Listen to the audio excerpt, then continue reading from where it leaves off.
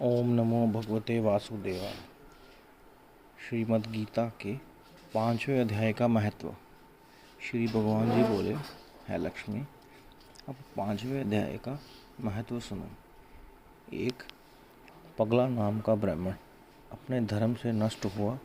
वह कुसुंग में बैठे मांस खावे, मदिरा पान करे, जुआ खेले। जब उस ब्राह्मण को जाति से निकाल दिया गया तो वह किसी दूसरे नगर में चला गया और देवयोग से पिंगला नाम के राजा के यहाँ नौकर हो गया।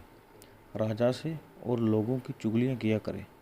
जब बहुत दिन बीते तो वह धनवान हो गया और उसने अपना विवाह कर लिया, परंतु स्त्री चरित्रहीन थी।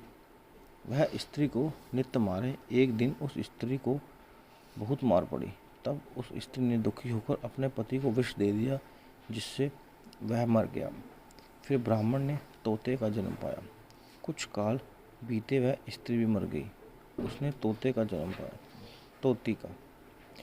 तब वह फिर से उस तोते की स्त्री हुई। एक दिन उस तोते ने तोती से पूछा, है तोती, तूने तोती का जन्म क्यों पाया?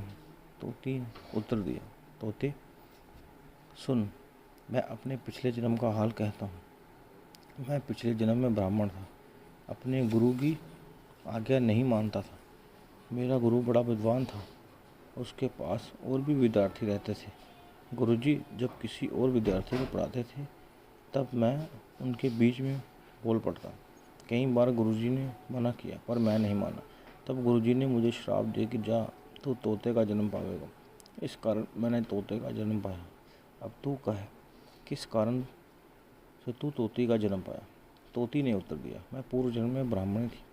जब ब्याही आई तो मेरे पति की आज्ञा नहीं मानती थी। जब पति ने मुझे मारा तब मैंने एक दिन अपने पति को विष दे दिया और वह मर गया। यह सुनकर तोते ने कहा, तू बड़ी नीच है जो अपने पति को विष दे दिया। तोती ने कहा, नरक के दुख भी तो मैंने ही सहे। अब तो मैं तुझे अपना पति मानती हूँ। एक दिन वह तोती वन में बैठी थी। वहाँ एक गिद्ध आया। तोती को उस गिद्ध ने पहचान लिया और वह उस तोती को मारने दौड़ा। आगे आगे तोती, पीछे पीछे गिद्ध। उड़ते उड़ते तोती एक शमशान भूमि में थक कर गिर पड़ी। वहाँ एक साधु का दाह हुआ था। साधु की खोपड़ी वर्षा के जल से भरी पड़ी थी। तोती उसमें गिर गई। इतने में वह गिद्ध आकर उस तोती को मारने लगा। उस खोपड़ी के जल से उसकी देह भीग गई और दोनों आपस में लड़ते लड़ते मर गए तथा अधम देह से छूटकर देवदेही पाकर और विमान आए, जिस पर बैठकर दोनों वैकुंठ को गए। वह खोपड़ी उस साधु की थी जो गीता जी के 5वें अध्याय का पाठ किया करता था। तो ये गीता जी के 5वें अध्याय का महत्व था। इसलिए हमें नित्य गीता जी का कोई ना कोई अध्याय पढ़ना चाहिए। ओम नमो भगवते वासुदेवाय। ओम नमो भगवते वासुदेवाय। Please subscribe to my channel and share. जय श्री कृष्ण।